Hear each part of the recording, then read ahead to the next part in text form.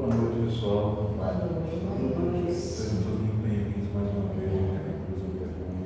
É uma imensa alegria receber vocês aqui em pleno carnaval, né? Coisa boa, muito bom estar aqui, né? Hoje, o nosso estudo participativo do Evangelho tem como primeiro um dos nossos avisos. Então, hoje, o pessoal de casa quer algo especial. Temos no nosso programação da semana, todos os dias que praticamente nossa casa é aberta ao público, certo? Mas às terças-feiras nós temos a nossa reunião pública, com o nosso estudo participativo do Evangelho, certo? Às quartas nós temos o nosso EJA, que ainda tem vários para quem quiser se inscrever no nosso EJA, né? Às quintas nós temos o estudo mediúnico, certo? A gente pede somente para quem quiser participar do estudo mediúnico, que faça pelo menos um ano de EJA. Né? Para quem não sabe, o EJA, o estudo sistematizado da doutrina espírita, é uma forma de você se aprofundar um pouquinho mais no estudo da doutrina, certo? Para quem quiser conhecer um pouco mais. E o estudo mediúnico, como é um estudo ainda mais aprofundado, requer esse requisito aí de você ter pelo menos mais um ano do EJA, para você poder, como é um estudo mais aprofundado, para você ter um pouquinho mais de base, uma base mais teórica, enfim, certo? Aos sábados, a cada 15 dias, nós temos o nosso trabalho de saúde e espiritualidade. Que é aquele momento que a gente trabalha a nossa saúde física, mental, espiritual, enfim, é um momento muito legal. A maioria de vocês já conhece o nosso trabalho de saúde e espiritualidade, um trabalho muito bom que a Teresa quer os sábados. Né? Para quem não faz ainda o Evangelho no Lar, nós temos aqui uma equipe de implantação do Evangelho no Lar. O Evangelho no Lar é simples, certo? Nós temos aqui um roteirozinho, se quem quiser pegar aquele roteirozinho que está ali fora na nossa biblioteca, mas quem tiver em segurança de fazer o Evangelho no Lar, nós temos uma equipe de implantação. É só pedir, solicitar para alguns dos trabalhadores aqui da casa, e o pessoal vai lá, ajuda a fazer aquele primeiro Evangelho no Lar de vocês, na casa de vocês. É um negócio muito interessante. Mesmo assim, nós temos aos domingos aquele Evangelho no Lar coletivo, né? Que é aquele estudo participativo, estudo coletivo que a gente tem aqui online. A gente coloca todo domingo. O estudo é às 21 horas. Então, às 20h50, mais ou menos, nós colocamos aquele link, certo? Nos nossos grupos do WhatsApp. E quem quiser participar, basta solicitar alguns dos nossos trabalhadores, mandar o telefone e a gente coloca no grupo do WhatsApp nosso, no grupo geral. E todo domingo a gente está lá. O link está lá às 20h50 para vocês participarem do nosso evangelho. Tá bom? Hoje, a condutora do nosso evangelho é a nossa irmã Núria, que está aqui com a gente, é vice-presidente da nossa casa, que vai fazer o estudo participativo, certo? Vamos fazer o nosso exórdio do livro Fonte Viva, Chico Xavier, pelo Espírito Emmanuel, da coleção Fonte Viva. No item 63, diferenças. Nisto, todos reconhecerão que sois meus discípulos, se os amardes uns aos outros. Jesus em João capítulo 13, versículo 35. Nas variadas escolas do cristianismo, vemos milhares de pessoas que, de alguma sorte, se ligam ao Mestre Senhor. Há corações que se desfazem nos louvores ao grande médico, exaltando a intercessão divina nos acontecimentos em que se reconheceram favorecidos, mas não passam de afirmativas espetaculares, qual se vivessem indefinidamente mergulhados em maravilhosas visões. São simplesmente beneficiados e sonhadores. Há temperamentos ardorosos que impressionam a tribuna através de pregações eruditas e comoventes, em que relacionam a posição do grande renovador da religião na filosofia e na história, não avançando, contudo, além dos discursos preciosos. São simplesmente sacerdotes e pregadores. Há inteligências primorosas que vazam páginas sublimes de crença consoladora, arrancando lágrimas de emoções aos leitores ávidos do conhecimento revelador. Todavia, não ultrapassam o campo do beletrismo religioso. São simplesmente escritores intelectuais. Todos guardam recursos e méritos especializados. Existe, no entanto, nos trabalhos da Boa Nova, um tipo de cooperador diferente. Louva o Senhor com pensamentos, palavras e atos cada dia. Distribui o tesouro do bem por intermédio do Verbo Consolador. Sempre que possível, escreve conceitos edificantes em torno do Evangelho, toda vez que as circunstâncias o permitem. Ultrapassa, porém, toda a pregação falada ou escrita, agindo incessantemente na sementeira do bem, em obras do sacrifício próprio e do amor puro dos modos de ação que o Cristo nos deu. Não pede recompensa, não pergunta por resultados, não se sintoniza com o mal, abençoa e ajuda sempre. Semelhante companheiro conhecido por verdadeiro discípulo do Senhor, por muito amor. São as diferenças também do trabalhador que vivencia realmente a obra do trabalho e aquele que está ali sendo levado pela onda, né? Enfim, vamos elevar nossos pensamentos ao nosso Pai, entrar em sintonia com os nossos irmãos no plano espiritual e agradecer ao nosso Mestre mais uma vez pela oportunidade de estarmos todos juntos reunidos em nome do Senhor.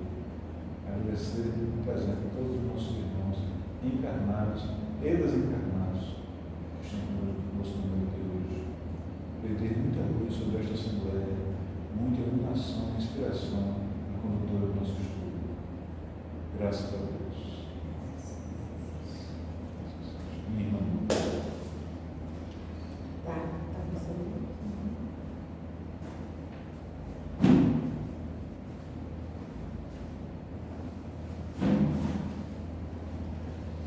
Boa noite, pessoal. Que a doce paz de Jesus nos envolva nesse último dia em que encerramos as festas carnavalescas no nosso país e iniciamos as atividades aqui da casa, né? A partir de hoje, terça-feira. Na quinta-feira nós teremos estudo mediúnico normalmente, né? O ESD não vai ter na quarta, que ainda é a quarta-feira de cinzas, né? E o tema que nós vamos abordar hoje é um tema extremamente necessário à nossa reflexão nos relacionamentos, né? Um tema forte, necessário, importante e profundamente humano e espiritual, que é casamento e divórcio à luz da doutrina espírita. Então nós podemos analisar, julgar, pensar o divórcio e o casamento sob vários aspectos, mas hoje nós vamos tratar à luz da doutrina espírita. E também vamos refletir sobre dois aspectos, né? Como lei humana e como lei divina. No capítulo 22 do Evangelho segundo o Espiritismo, traz o ensinamento de Jesus com aquela frase que nós conhecemos tão bem que nem sempre compreendemos. Não separeis o que Deus juntou. O que é que Deus junta? Deus juntou quem? Não separeis o que Deus juntou. O que é que significa isso para nós, né? À luz da doutrina espírita. Deus junta pessoas, Deus separa pessoas, Deus junta. Amor.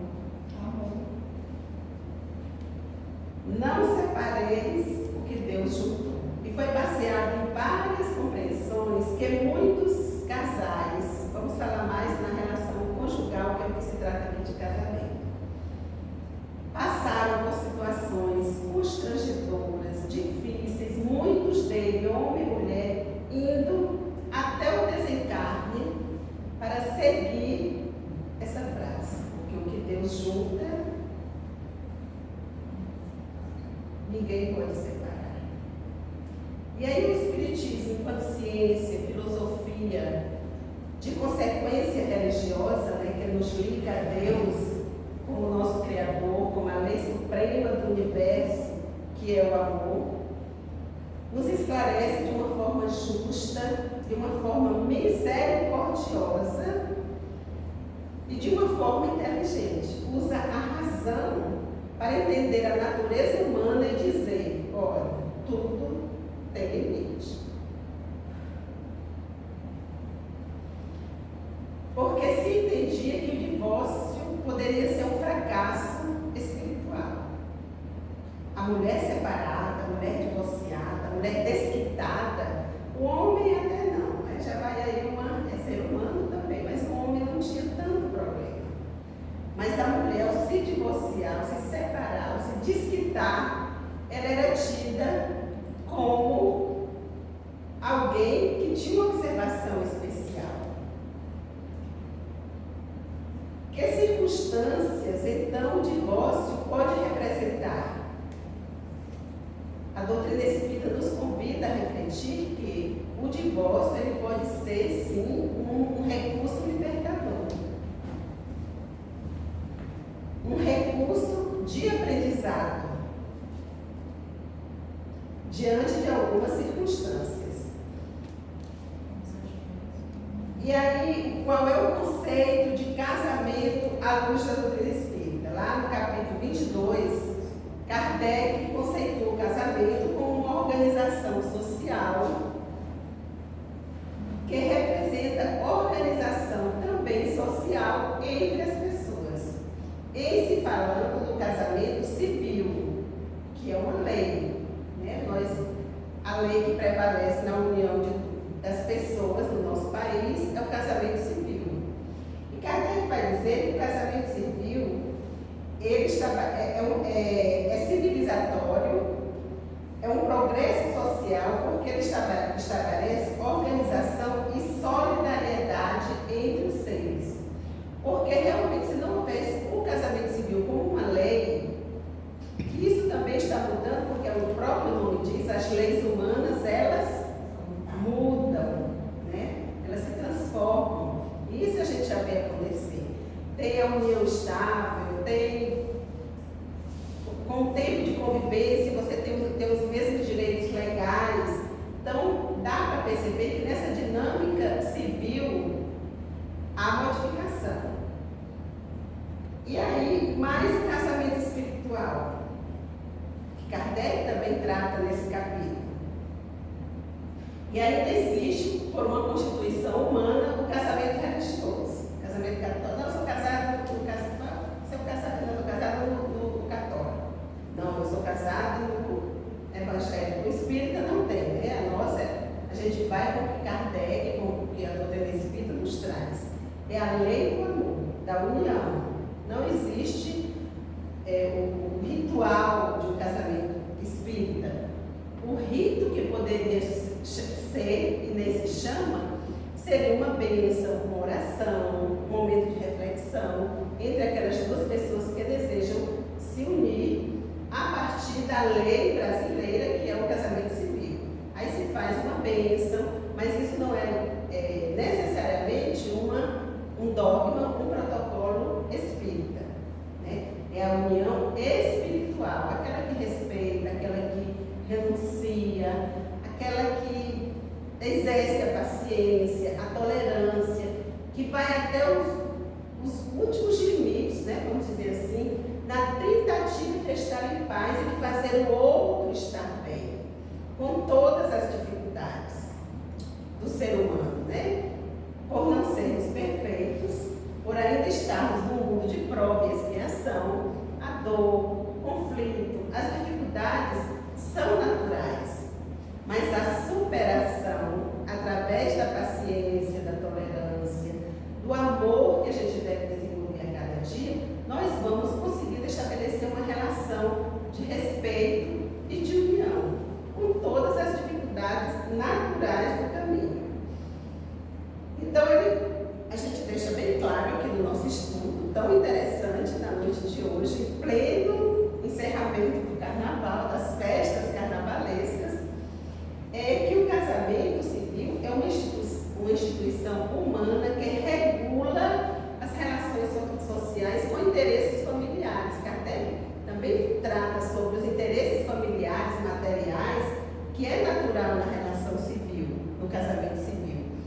mas ele não garante, ele por si só, não garante a felicidade, a união do casal. O que vai garantir esse esforço permanente do respeito, da compreensão, e isso nós vamos conseguir nesse mundo de prova e expiação, sob a luz da oração, sob a luz do exercício da paciência que o Espírito Joana de Ângeles tanto nos convida. É uma lei, a paciência chega a ser lei no entendimento do Espírito Joana de Ângeles. E Kardec vai dizer que o casamento espiritual é a união de almas por afinidades. Esse é o nosso conceito de casamento à luz da doutrina espírita. É a união espiritual. Mas é fácil, numa convivência de dois seres diferentes, de duas pessoas que nasceram em culturas, em classe social muitas vezes, em entendimento religioso diferentes, no entanto, precisam conviver. E de preferência conviver bem, né, harmonicamente, com todos os desafios. Ele vai dizer que o matrimônio, né, que é o casamento, que ele considera casamento, o casamento civil foi constituído para que o casal tenha compromisso e responsabilidade um com o outro. Porque senão, como seria? Eu ia me apaixonar por alguém, Maria ia apaixonar por João, João por Maria, beijava, abraçava, relações sexuais, os filhos, sem compromisso. Seria uma relação animalesca, é isso que Kardec justifica o porquê dessa lei civil, do casamento civil, para estabelecer um vínculo, e se não civil, pelo menos de convivência. Quando a gente fala civil, não é propriamente só ir no cartório e assinar um termo, é também, mas essa coisa da responsabilidade, do compromisso que o casal precisa ter um com o outro. E eu lembro muito bem, na Igreja Católica, é uma frase que eu acho de muita responsabilidade. Quando o padre diz que vão ficar juntos na alegria, na tristeza, na saúde, na doença, até que a morte os separe. Isso é poético, é romântico, é interessante, não tem nada errado, se nós realmente levássemos isso a sério. Porque na hora da dor, a primeira vontade que a gente tem é de correr.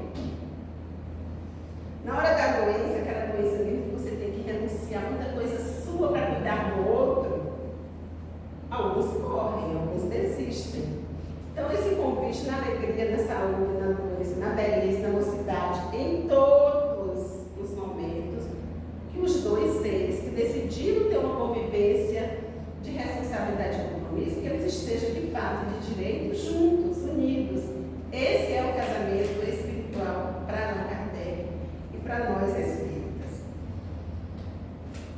Ele vai dizer que o casamento é essa garantia de organização familiar, promove o progresso moral, porque a gente vai desenvolver em nós esse potencial de renúncia, né? Senão a gente só faz o que quer, do jeito que quer, quando tudo está bom, não.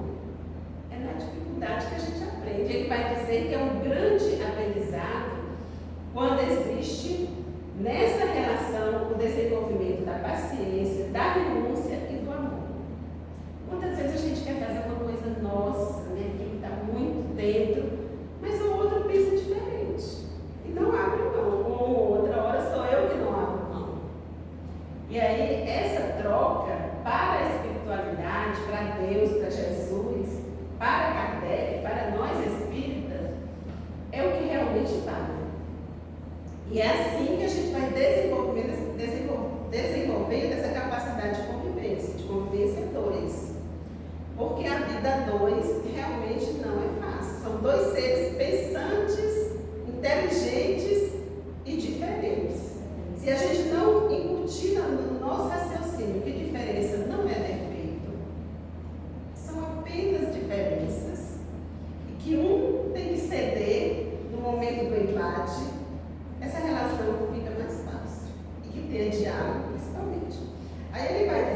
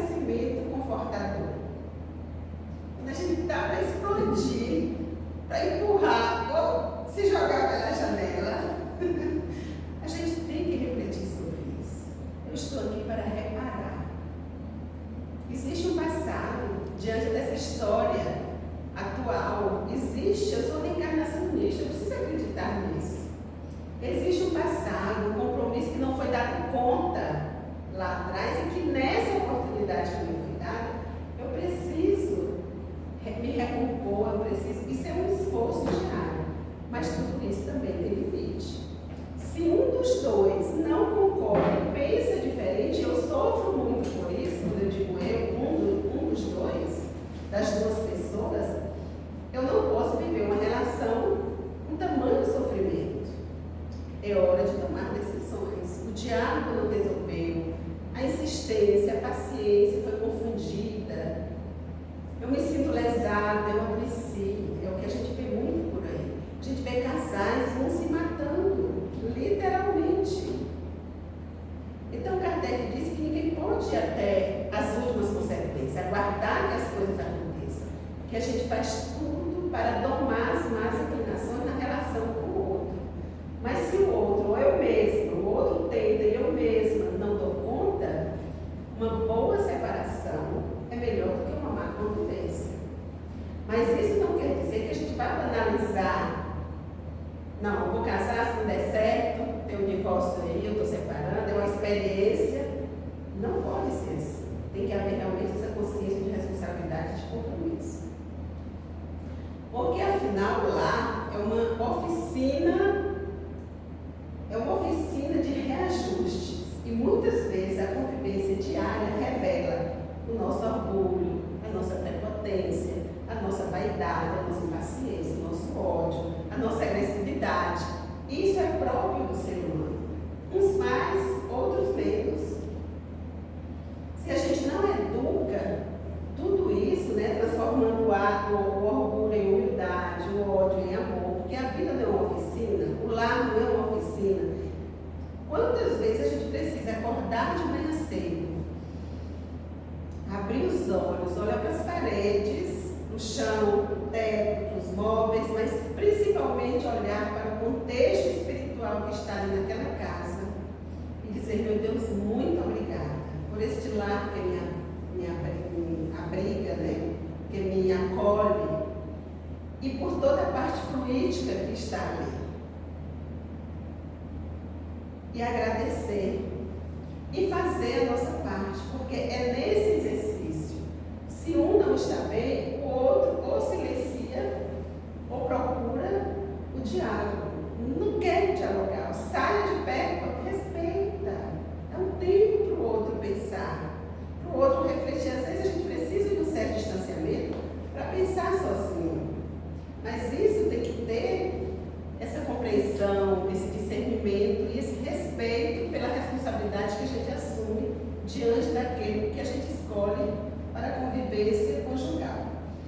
E aí, muitas vezes, o orgulho, o egoísmo, o ciúme, a impaciência, a intolerância, a falta de confiança, o ciúme, atrapalha tudo. A inveja, eu descobri recentemente, olha, com 65 anos, Ana Pacheco, minha amiga do coração. Foi uma das maiores descobertas que eu tive, boba e cítrica. Eu disse: mas como é que eu nunca tinha pensado? Eu fiquei com vergonha de mim. Eu descobri que o ciúme é apenas insegurança, medo. Olha como atrapalha o medo. Não é que a gente seja segura o tempo todo, porque o ser humano é próprio do ser humano, é insegurança, fragilidade. Mas já sentimos ciúme, ainda sinto vez por outra. Mas é o tempero. Tem que ter o tempero. Tem que ter o tempero, Mas é natural. Mas Kardec fala daquele ciúme prejudicial. Aquele ciúme existe até essa frase, o ciúme doentio. É uma insegurança de ser passada para trás. E eu vi isso, é mesmo, sabe que é mesmo? Eu vivi tanto isso e nem sabia que eu também tinha isso. Então, o humano, ele é composto de toda essa complexidade de como espíritos inferiores que ainda somos. Mas a doutrina espírita chegou.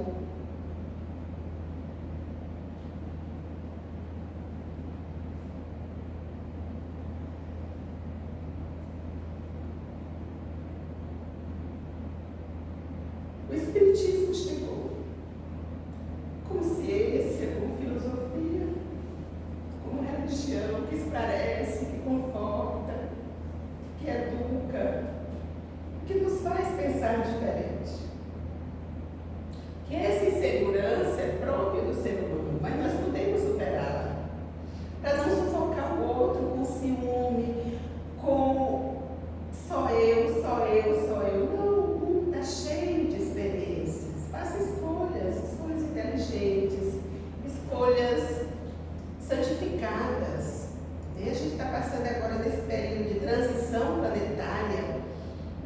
onde a gente precisa usar os recursos, nós espíritas e nós que estamos nessa busca, né, pelo nosso bem-estar psicológico, emocional, físico, espiritual e mental, entender que os recursos da doutrina espírita, eles existem para que nós possamos utilizá-los no nosso dia a dia. E são nesses momentos de relacionamento que a gente se testa, a gente consegue testar a nossa capacidade de entendimento do que a doutrina nos oferece.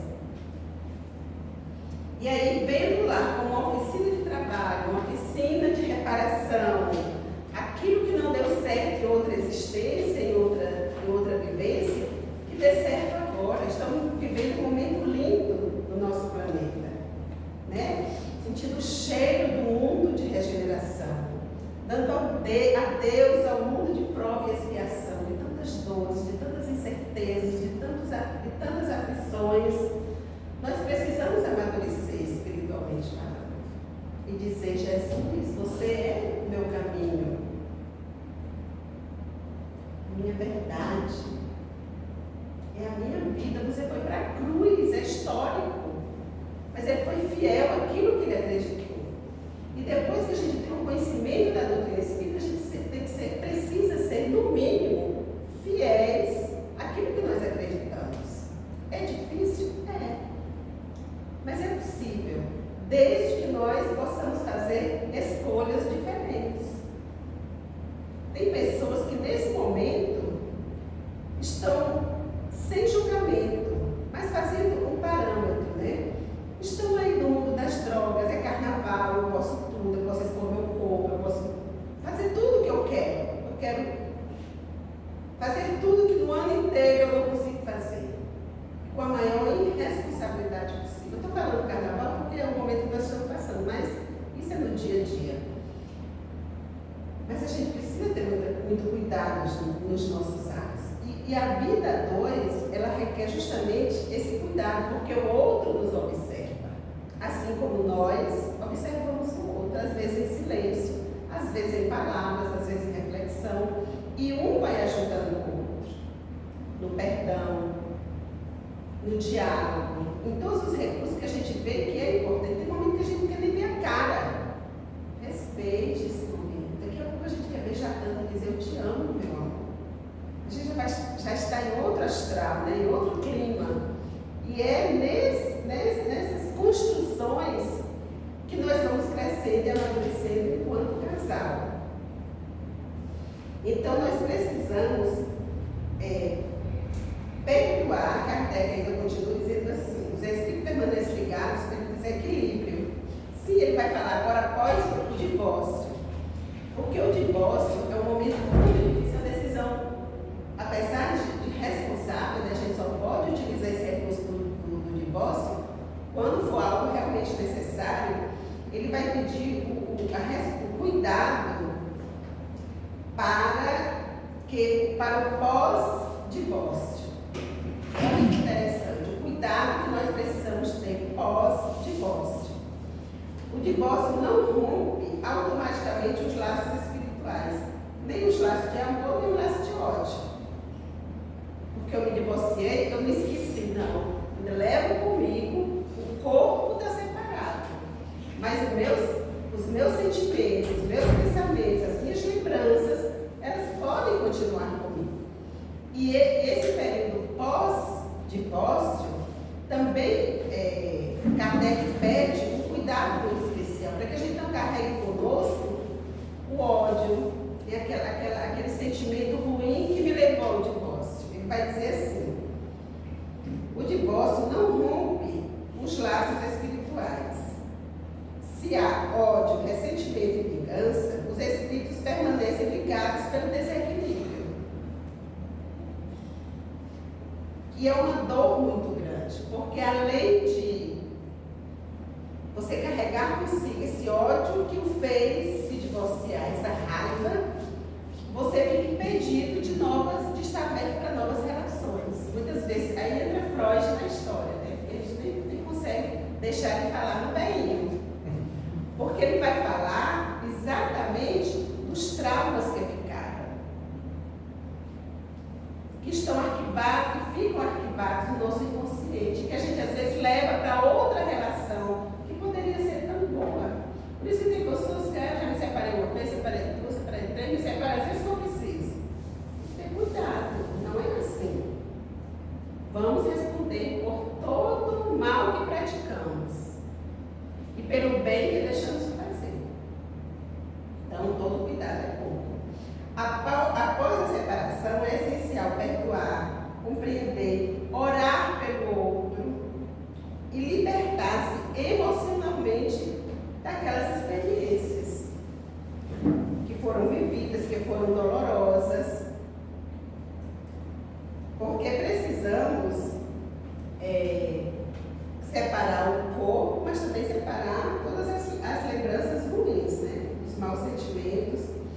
verdadeiro rompimento acontece no coração.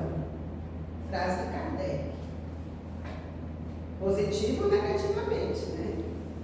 E cada um carrega a sua forma de ser. Aí vem os filhos, né? No meio de tudo isso vem os filhos. Os filhos e o compromisso espiritual. Os filhos são espíritos confiados aos pais. Deus confia os espíritos. Por quê? Porque existe um planejamento reencarnatório. Todos os espíritos que vão reencarnar, o Túlio não veio de graça para Ana Pacheco. A Gabriela não veio de graça para você, meu amor. O Dodô não veio de graça para mim. Tudo há um planejamento. Em tudo há a mão de Deus. Nas coisas boas, né? Nas coisas positivas. Ele vai dizer que a configuração do médium já não é Kardec. Ele fala desse compromisso espiritual que continua, mas um livro de Joana, ela vai dizer que a configuração doméstica muda após a separação. Mas a relação familiar não. E eu conhecia só homens, pais, que eram capazes de fazer isso. Por raiva da mãe, também abandonavam os filhos. Mas eu tive conhecimento que mães também são capazes de fazer isso. É mais raro. O homem que é da natureza não tem nenhuma crítica. Mas são dados. Quando separa com muito ódio, muitos deles dão adeus a tudo. Mas tem mulheres também que agem dessa forma, como assim, não aguento mais. Foi tanta dor, foi tão difícil, que eu agora vou pensar só em mim e passo a pensar só em si. Egoísmo. Porque os filhos são dádivas de Deus para sempre. É uma relação até que o próprio mundo vá separando. O lar pode mudar de forma, mas não deve perder respeito, cooperação, amor pelos filhos. Quando há maturidade espiritual, eu gosto muito dessa parte, o divórcio não destrói a família, transforma sua estrutura para melhor.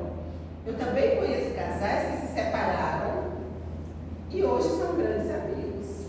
Olha que legal, é bonito isso, né? É o divórcio amigável, consensual, que foi planejado, que chegaram à conclusão que não existia mais o amor capaz de segurar a barra, porque numa relação, se não tiver amor, a barra cai, não segura a barra. E aí se tornaram amigos. A relação está muito mais melhor, como diz o outro. E é isso que a gente tem que ter cuidado. Uma boa relação vale muito a pena. É um amigo, não é só marido, não é só. Quando envelhece, já nem. O que fica mesmo é o diálogo. Quando estão já velhinhos, né? Estão lá de mãos dadas, felizes. Eu sonho com esse momento. Quando eu vejo um casal assim, de idosos, de mãos dadas, caminhando, eu me emociono. Poxa, conseguiram, estão aí. A luta, né? Meu avô e minha avó fizeram 65 anos de casados. Já faleceram todos os dois, mas eu bem jovem ainda, a gente foi, minha mãe fez questão, meus tios fizeram questão de fazer uma festa bem merecida, com simplicidade, mas assim, foi celebrado 65 anos de união, 23 filhos, com 14 sobreviventes, porque naquela época tinha muita essa história, né? Morrida, enfim, 14 filhos que estão falecendo agora, já idosos.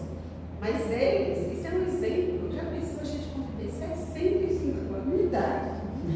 Era uma relação conjugal. Como eu sei que algumas.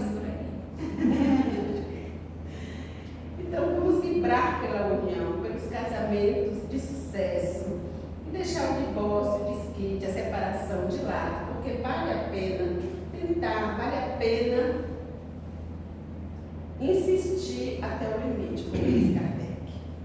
O que define o casamento não é prisão. De condenação. O que define nossa evolução é a intenção, o aprendizado, o amor que desenvolvemos durante a relação um com o outro. A doutrina espírita nos ensina que ninguém está condenado a sofrer eternamente. Eu vivo numa relação de conflito, de dor, mas aquela peste não me deixa, eu também não sei nem por onde começar. Nem ele me deixa, nem eu tenho coragem de deixar ele. Porque a peste é ruim, mas. Não, gente. Tem que ter lucidez. O que é que me faz bem? Eu estou desejando mal, está dormindo com o inimigo, como se diz. Não, vamos reconstruir essa relação. Está difícil. Todo casal passa por crise, passa por dificuldade. Depois se recompõe na caminhada. A beleza está justamente nessa condição de reconstruir. Ou de separar, e que seja uma boa separação. O amor verdadeiro liberta, toda relação é oportunidade de crescimento, ninguém está condenado a sofrer sozinho. Então, chegando agora nos últimos minutos, nós vamos lançar umas perguntas só para refletirmos. E possamos perguntar a nós mesmos: estou aprendendo? O que estou aprendendo nas minhas relações? Não só marido e mulher, mas filho, família, mas também marido e mulher. Qual é o aprendizado que eu tiro dessa relação de 5 anos, de 10 anos, de 20 anos, de 30 anos? Qual é, meu Deus? O que eu aprendi com o fulano? Vamos refletir sobre isso. A gente vai ter muitas descobertas interessantes. Eu aprendi isso. Eu não tenho isso, mas eu percebo que vamos valorizar. E vamos aprender. Porque a vida nessa relação é de aprendizado. Estou cultivando o perdão? Outra pergunta interessante. Porque a gente erra o tempo todo. Se não houver perdão, se for tudo, o que vai ser de nós? Nessa exigência de perfeição no mundo de prova e expiação. É perdoar. É saber que eu também posso errar tanto quanto o outro. Por isso, eu tenho o dever de perdoar, dentro do limite de convivência saudável. E, por fim, estou agindo com responsabilidade espiritual? Essa é a grande questão. Porque, no final, o que Deus realmente une é aquilo que está ligado pela lei do amor. Então, meus amigos queridos, que possamos amar e perdoar não apenas 70 vezes, mas 70 vezes 7 vezes, quer dizer 100. Assim como gostaríamos e gostamos de ser perdoados, porque erramos tanto quanto o outro.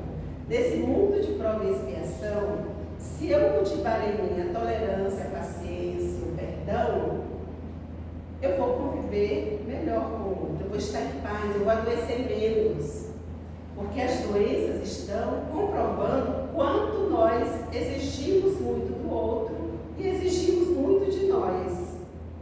E quando a gente entra nesse mundo de leveza, de saber que o outro erra tanto quanto eu, que eu posso perdoar tanto quanto gostaria de ser perdoada, eu vou viver uma vida de paz, de libertação, uma convivência harmônica, que é isso que a doutrina espírita nos oferece, que Jesus veio à Terra e nos disse: eu vos deixo a paz, eu vos dou a minha paz, não a paz do mundo, mas a paz, o coração aberto e universal. Oi? Qualquer separação, principalmente religiosa, todo mundo sai perdendo, só quem ganha é o advogado. O único que ganha essa história é o advogado, sai todo mundo perdendo. Vamos ter cuidado para perder menos, né? Então, meus irmãos, que possamos ter a consciência do nosso dever cumprido diante das nossas relações, sejam conjugais, relação de familiar, social, profissional, o respeito pelo outro, e evitemos o julgamento, que é um dos itens que mais prejudica, mais tem prejudicado a humanidade, é porque nós julgamos muito. E aí o próprio mestre, quem nos advertiu: não julgueis, para não serem julgadas. Muita paz.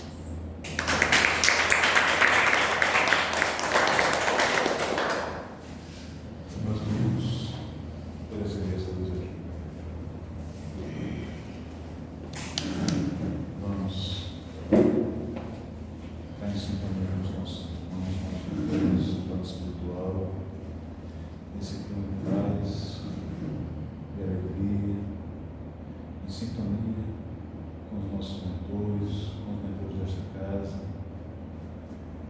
Agradecer por toda a luz derramada sobre nós, essa luz que nos banha, que nos equilibra, que nos harmoniza.